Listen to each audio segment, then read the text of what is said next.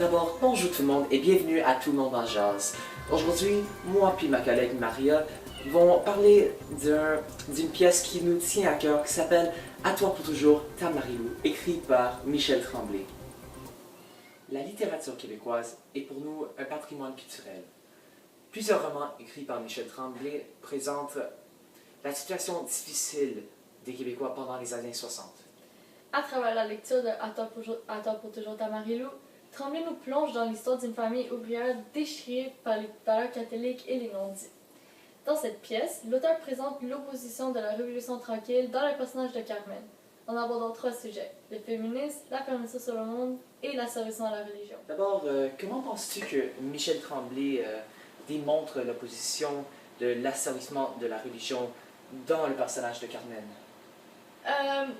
Selon moi, on peut voir que la population dans les années 1960, la population québécoise dans les années 1960 sont beaucoup plus tourmentée par les valeurs catholiques, et on peut voir que Carmen est progressive, a fait ce qu'elle veut et elle laisse pas ses morales l'empêcher de faire ce qu'elle veut.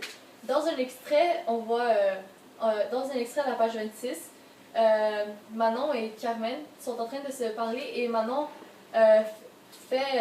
Manon relie le fait qu'elle a dit à Carmen, dans un sens, elle dit notre mère nous écoute dans les ciels en train de parler en ce moment.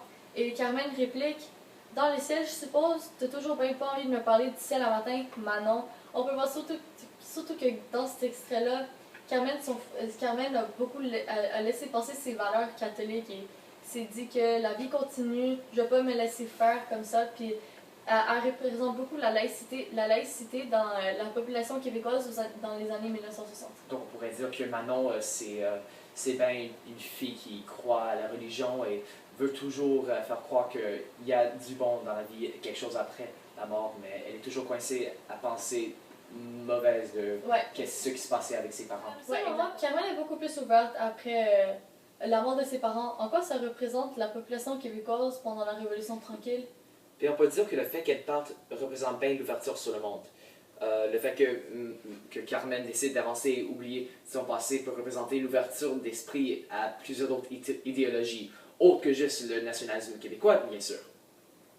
Elle prend conscience que c'est le temps de tourner le dos à ce qui s'est passé. Le fait que Manon disait toujours que c'était toujours de sa faute de ce qui s'est passé avec ses parents. Elle était tannée. Elle ne voulait plus avoir conscience de ce qui s'est passé.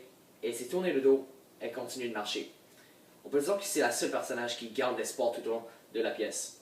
Qu'elle veut être heureuse et libre. On peut dire qu'elle a plus une pensée de « c'est le temps que ça change », comme Jean Lesage.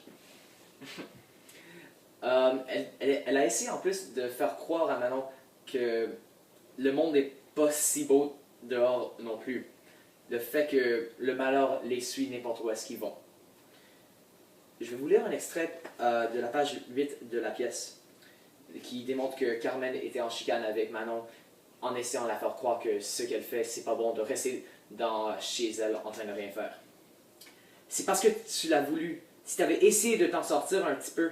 Mais non, tu passes ta vie à passer à ce maudit samedi-là. Tu restes assis ici, dans la cuisine, comme une prisonnière. Tu penses à eux autres. Et c'est tout. Ça fait 10 ans que tu fais rien d'autre que penser à eux autres. Grouille-toi un peu. Brasse-toi. Peux-tu m'expliquer la situation de la femme dans cette pièce de théâtre?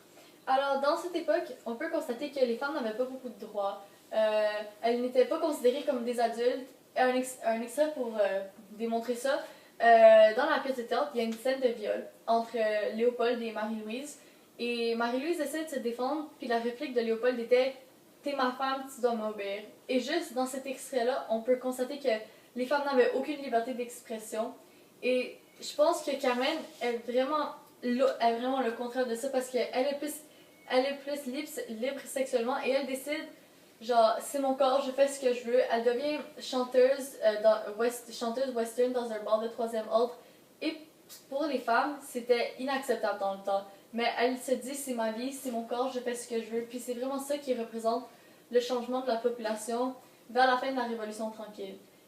Les femmes se disent qu'elles ne veulent plus être considérées comme un objet. il veut être considéré non seulement juste un objet, mais juste une question d'être libre. Exactement. En somme, dans la pièce de théâtre À toi pour toujours ta Marilou, Michel Tremblay nous déchire le cœur en démontrant l'autorité absolue qui détenait la religion et la crise familière qu'il provoque chez les Tout au long personnes. de l'histoire, le personnage de Carmen a su garder espoir malgré l'époque dans laquelle elle est située. La pièce de théâtre de Michel Tremblay, qui, forte en émotion, permet de mieux faire comprendre l'époque de la Révolution tranquille, ainsi que ses difficultés, surtout au travers du personnage de Carmen.